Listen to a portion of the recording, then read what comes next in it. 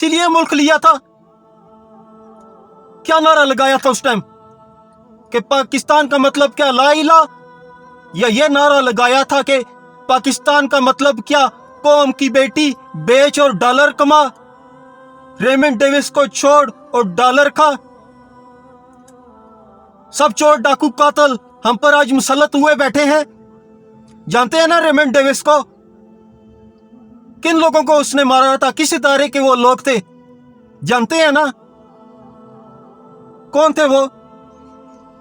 دیکھا جائے تو حقیقی معنوں میں قوم کے محافظ تھے، مخلص تھے، جو پتہ نہیں کہاں کہاں اس کا پیچھا کرتے رہے اور ساری معلومات اکٹھی کرتے رہے، اور آخر میں ان کو صلہ کیا ملا؟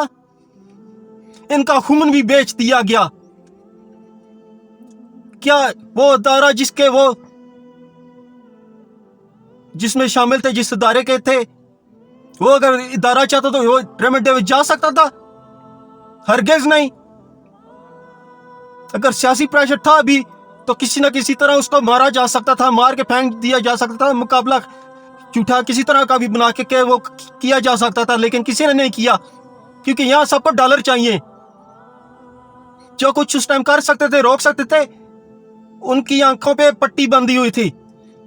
اور جو لوگ مخلص تھے، سچے ایمان والے تھے اس محکمے میں، ان کے ہاتھ میں کچھ نہیں تھا.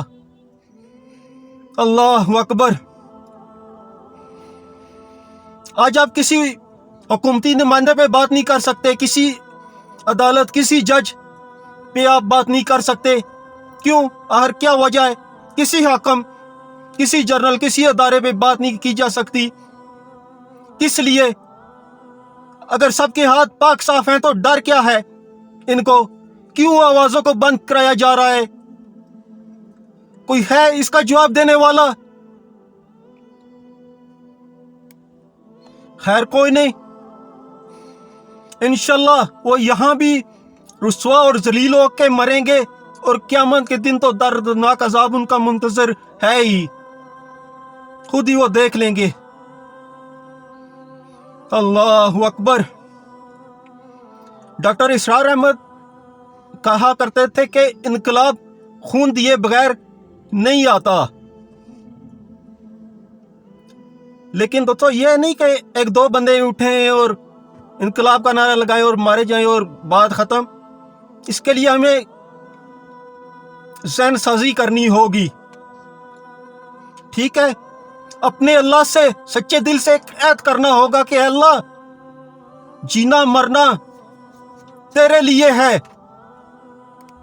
تو جب یہ عہد ہم سب سچے دل سے کر لیں گے تو اللہ کی قسم کوئی طاقت، کوئی قوت، کوئی پاورفل آدمی ہو گیا یا کوئی بھی ادارہ نہیں روک سکے گا انقلاب آنے سے. انقلاب کسی ایک آدمی کا نام نہیں ہے، انقلاب ایک سوچ ہے. ذہن سازی ہم کو کرنی ہوگی، سب کو مل کے ایک ساتھ اکٹھا ہو کے اٹھ کھڑا ہونا ہوگا، کوشش کرنی ہوگی ہم نے. بے شک میری بات کوئی نہیں سنتا، نہ مانتا ہے، ٹھیک ہے، پر میں کہتا رہوں گا جب تک اللہ نے میرے حصے میں آخری سانس لکھی ہے نا، اور میرے حلق میں زبان ہے، قوت ہے، تو میں دعوت دیتا رہوں گا. میرے بس میں جتنا ہے آواز اٹھانا اٹھاؤں گا. ہرگز حق سچ بات کہنے سے پیچھے نہیں ہٹوں گا. اور دوسری بات کہ میں کسی پہ تنقید نہیں کرتا. یہ باتیں میں اس لیے کرتا ہوں کہ خدا کے لیے سوچیں، اپنی اصلاح کریں.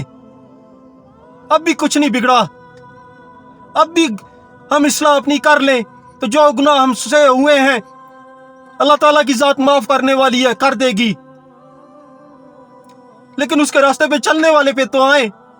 بالکل ہی سرکش بنے چلے جا رہے ہیں، طاقت کے نشے میں اندھے ہوئے بیٹھے ہیں. اللہ اکبر. نظام صرف اللہ کا، حکم صرف اس پاک ذات کا، قوانین اللہ تعالیٰ کے بتائے ہوئے اور طریقہ رسول اکرم کا جو انہوں نے ہمیں بتایا ہے. ظلم پر خاموش رہنا عذاب الہی کو دعوت دینا ہے. اللہ اکبر. یہ دیس ہے اندھے لوگوں کا، اے چاند یہاں نہ نکلا کر. عجب ظلم ہے کہ تم دیتے رہو درد عمر بھر ہمیں، اس پر یہ ضد کہ ہم شکوہ بھی نہ کریں. تو دوستو غور کیجئے گا میری باتوں پہ، اور ہو سکے تو آگے پہنچانے کی کوشش کیجئے گا. اللہ ہم سب کا حامی و ناصر ہو. اللہ ہم سے حق سچ کا کام لے، اپنے دین پر چلنے والا بنائے، اپنے دین کا کام لے لے. ان سانسوں کا کیا ہے، ایک دن جانا ہی جانا ہے سب نے. پہلے چلے گئے تو کیا، بعد میں گئے تو کیا. باقی رب پہ یقین رکھیں، انشاءاللہ حالات بدلیں گے. اللہ تعالی دیکھ رہا ہے، لیکن جب اس نے اپنا سسٹم سٹارٹ کیا نا تو پھر کوئی بھی طاقتور کوئی بھی بچ نہیں پائے گا. اس سے پہلے اپنی اصلاح کر لیں. تمام بھائیوں کے سننے کا بہت بہت شکریہ. اپنا خیال رکھیے گا، دعاؤں میں یاد رکھیے گا، امت کے لیے دعا کیجیے گا، میرے لیے بھی دعا کیجیے گا. اللہ مجھے حق سچ کا راستہ پہ چلائے اور برائی سے بچائے رکھے. اور آپ لوگوں کا بہت بہت شکریہ. جزاک اللہ الخیر.